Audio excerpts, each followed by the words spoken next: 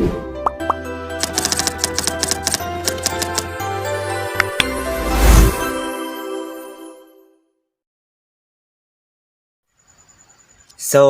hello everyone, I am Lawrence Gabriel Pablo, the leader of Group 5. So for today's video, tatahakin natin ang historical research at ang oral history. So do you think, what is the first thing that comes to your mind when you hear oral history and historical research? Anyone? So for me, historical research is ito yung mga bagay-bagay o pangyayari noon na gusto nating malaman sa kasalukuyan. At ang oral history naman ay ang tulad na lang ng pagre-record, like oral nga 'di ba? Like pagsasalita, pagkukwento, o kaya may lola pa kayong buhay ngayon na meron buhay pa noon nung kasagsagan ni Marcos, ganun. So pwede natin silang tanungin through personal, yun, oral. So yun lang. Let's move on to the definition of historical research. Historical research. Historical research is the process of studying historical documents and sources in order to understand past events and how they unfolded. It can involve examining written records, artifacts, oral histories, and other sources. The goal of historical research is to produce a historically accurate account of what happened. Historical research is used to write history, book to produce documentaries, and to inform public policy. It is also used by individuals who want to learn more about their family history or the history of their community. It is a complex process that involves analyzing evidence from multiple sources and considering different interpretation of events. So, historical research ito. So, sino nga ba ang ama ng history? So, ang ama ng history is si Herodotus. Why? Because Herodotus is undoubtedly the father of history. Born in Halicarnassus in Ionia in the 5th century BC. He wrote the histories. In these texts are found his inquiries, which later became to modern scholar to mean fact of history. He is best known for recounting very objectively the Greco-Persian wars of the late 5th century. So bakit nga ba siya ang naging ama ng history? Because he was the first historian to systematically record the events that happened. Let's move on to the example of historical research. Example of historical research. One of example of historical research is the study of American Revolution. Scholars have looked at primary sources, Declaration of Independence and Constitution to better understand this time period. They also look secondary source writing about revolution as well as archaeological evidence from sites where battles were fought. Another example of historical research. It is the study of ancient civilization. Historians have looked at both primary and secondary sources to learn about how their culture lived and operated. They also have used archaeology to uncover information about every life in this civilization. This is related to research because we take evidence in our history using website or Google to gather solid evidence. The purpose of historical research: to make people aware of what has happened in the past in order to learn from past failures and successes. So ito yung mga bagay-bagay na kamalian noon na pwede nang itama ngayon. Apply them to present-day problems. Example, Ebola, pwede siyang i-apply sa kasalukuyan ngayon na sakit na COVID-19. Make predictions. So, ito yung mga bagay-bagay na pwede nating i-predict Test hypothesis concerning relationship or trends. So, ito yung mga bagay-bagay na nag-trend ngayon. Outfit, like car, jeep, na pwede nang magbago. Understand present educational practices and policies more fully. So, ito na yung mga bagay-bagay na nagbabago ngayon. Historical research method. There are four types of historical research methods. There are including documentary research, oral history, archaeological research, and biographical research. Miss Angela and Mr. Leo Kides, pasok. Documentary research is a field of historical study that relies heavily on use of primary sources such as documents to reconstruct past events.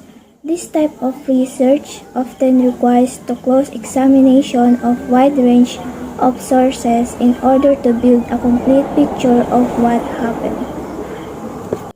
So, ang documentary research is similar to content analysis. So, ang content analysis ay research tool para matukoy ang pagkakaroon ng ilang particular na tema o salita o konsepto sa loob ng ilang binigay na qualitative data.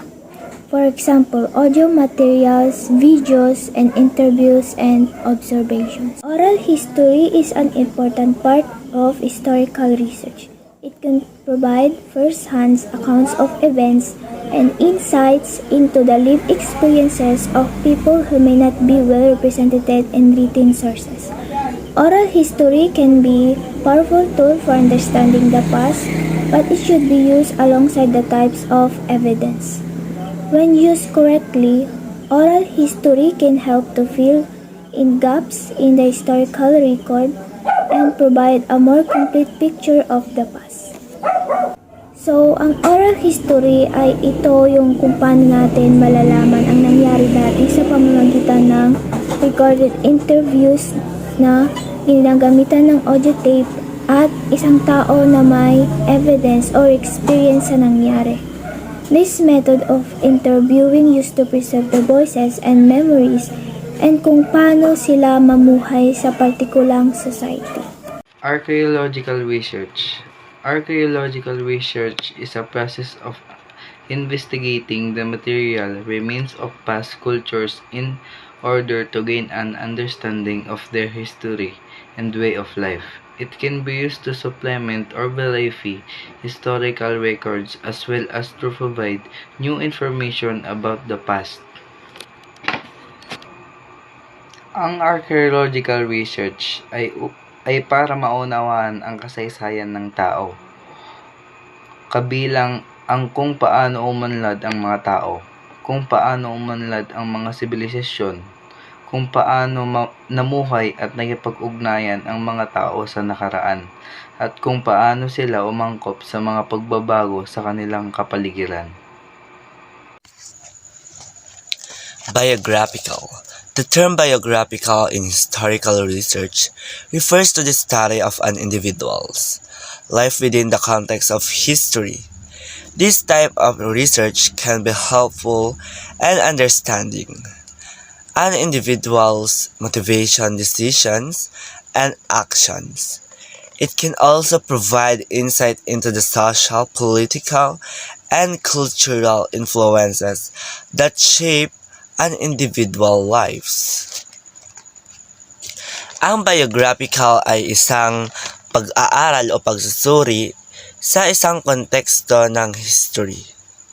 Ang konteksto o type of this research ay nakakatulong sa pag-intindi ng bawat motivation, decision, and action.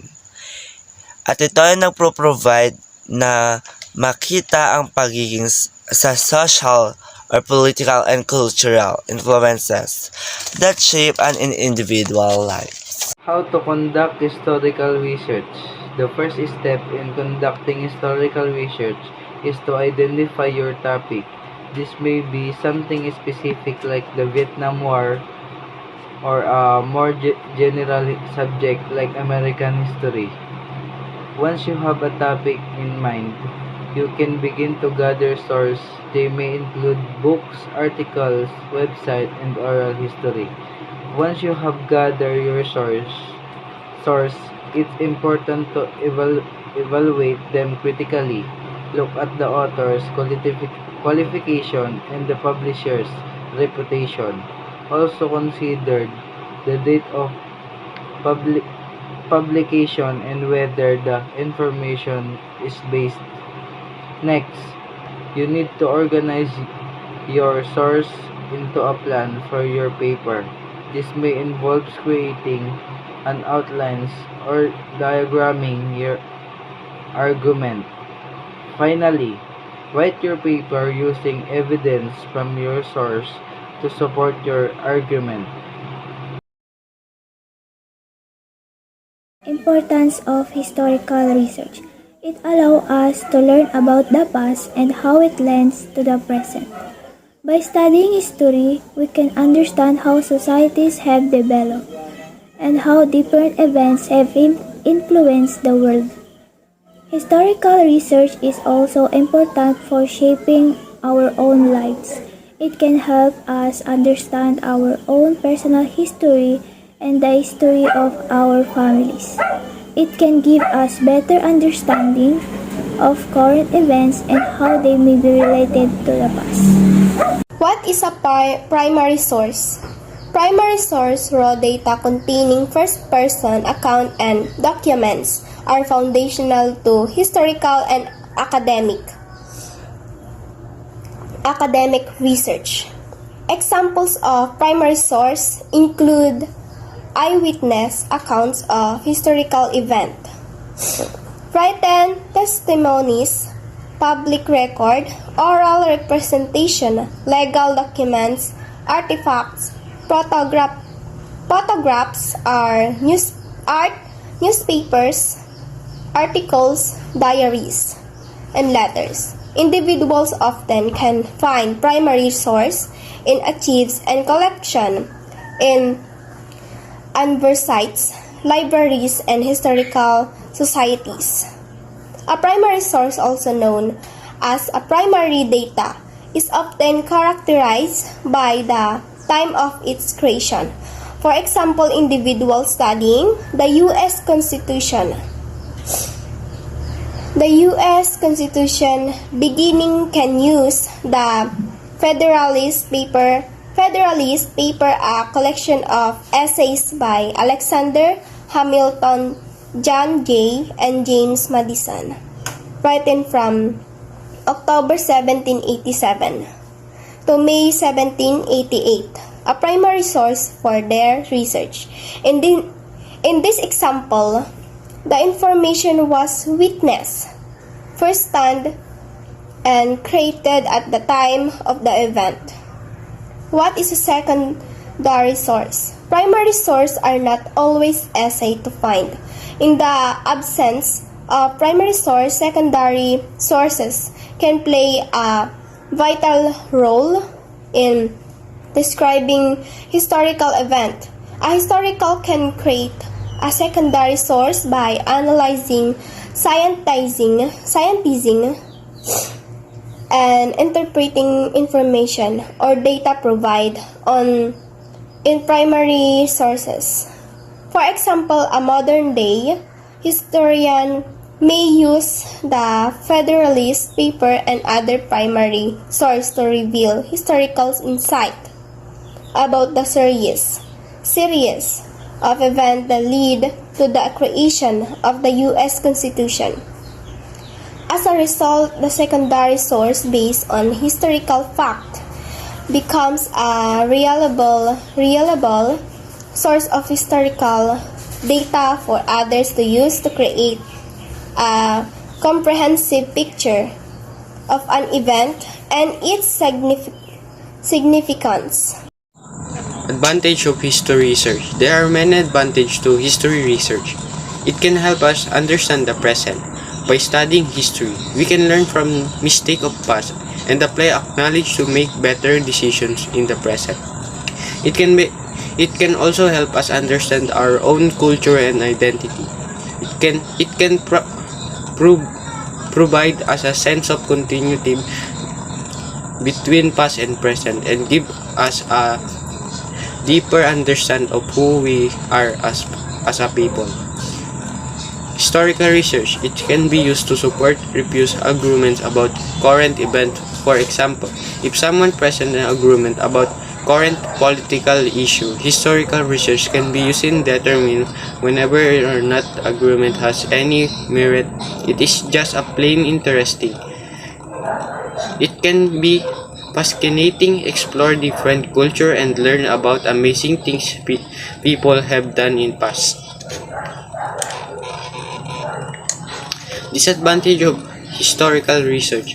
Some disadvantage of historical research are historical research can be frustrating event when best resources can be difficult to find accurate information about past and primary source may hard to find interrupt and secondary source may inaccurate and incomplete. Historical research can be time consuming, expensive, and often difficult to draw identified conclusion from historical research.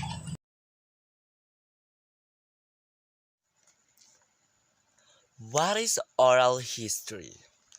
Oral history is a method of conducting historical research through recorded interviews between a narrator with personal experience of historically significant events and well-informed interviewer with the goal of adding to the historical record. Ito yung mga bagay-bagay na like kumbaga may lola ka na nabubuhay sa panahon ni Marcos. So, may gusto kang malaman about sa kung ano nga ba or kamusta nga ba ang pamumuhay nila nung kasagsagan ng pag-upo ni Marcos. So, kailangan mo siyang i-interview. Oral history is a found recording of historical information obtained through an interview that preserves a personal life history or eyewitness account of a past experience but head on. But what is oral history? According to the Oral History Association, oral history is a field of study and a method of gathering, preserving, and interpreting the voices and memories of people, communities, and participants in past events. Oral history is about memory in life experiences. It is about listening and being heard. It is about the past and how people give meaning to the past. So, ito yung mga bagay-bagay na gusto nating malaman noon na kailangan mo pang mag-interview sa mga taong nabubuhay noon, na nabubuhay pa ngayon. Who discovered the oral history? Sino nga ba? So, siya ay si Alan Nevins. Born May 20, 1890. Camp Point, Illinois, USA. He died age 80 in March 5, 1971 at Menlo Park, California. Alan Nevins is an American historian, author, and educator. American historian, author, and educator known especially for his 8-volume history of the American Civil War. In his biographies on American political industrial figures, he also established the country's first oral history program. What is an example of oral history? Oral account can serve to significantly complement other kinds of the information. For example, a person being interviewed might tell a story behind a family event that's captured in a photograph and the name of the family depicted. Ito yung mga bagay-bagay na kailangan natin malaman noon na like just record to prove na alam mo talaga ang iyong research about oral history. Objective of oral history. Oral history helps round out the story of the past. at times in an interview may serve as the only source of information available about a certain place, event, or person. Oral history helps us understand how individuals and communities experience the forces of history. So do you think what is the purpose of oral history? For me, oral history is a technique for generating and preserving original, historically interesting information, primary source material from personal recollections, thought plan recorded interviews. This method of interviewing is used to preserve the voices, memories, and perspective of people in history. Importance of oral history. Collecting, preserving, and sharing oral histories not only transmit knowledge from one generation to the next, enhances our understanding of the past by illuminating personal experience. The real record of history is found in the lives of ordinary people who live it. That's why it is important to learn about historical research and oral history because we have questions that need to be answered or events in the past that we want to know in the present. Like study the historian before you begin to study the facts. All that we may ever hope to establish is historical research are facts and conditions but never causes. That's all. Thank you.